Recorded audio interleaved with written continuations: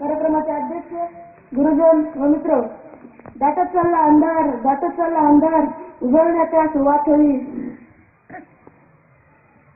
वाढत चालले अन्यायी धुके, लढण्यासाठी दादा तुमची साथ होई. मित्र, आज नारायण दादा यांचा स्मृती दिन. का करायची त्यांची आठवण?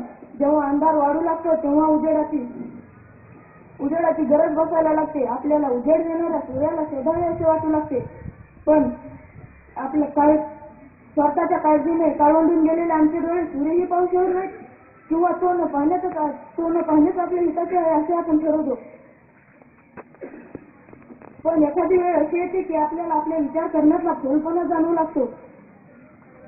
आपण कुठतरी चुकतो आहोत याची आपल्याला जाणीव होते. चूक सुधारायची तर काय करावे? चूक सुधारायची तर चांगलेपणाचा शोध घ्या. चांगलेपणाचा शोध घ्यायचा असेल तर चांगली माणसं शोधावी लागतात, आठवावी लागतात, काळजात साठवावी लागतात.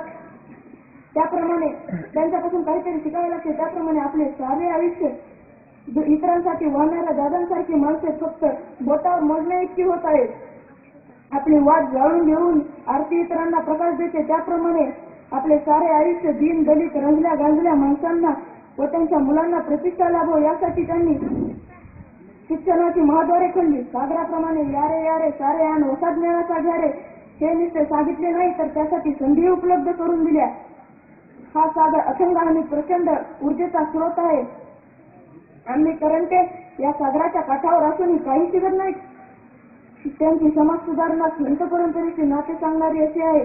समता व सुधारणा या दोन पायावर असलेली वारकरी संप्रदाय व त्याचे पायक असलेले दादा यांना अभिवादन.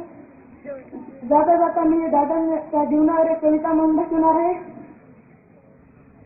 पंढरीचा वार करी शिक्षणाची पंढरी, भल्याची चाकरी भुकेल्याची भाकरी, नारायण सत्याचा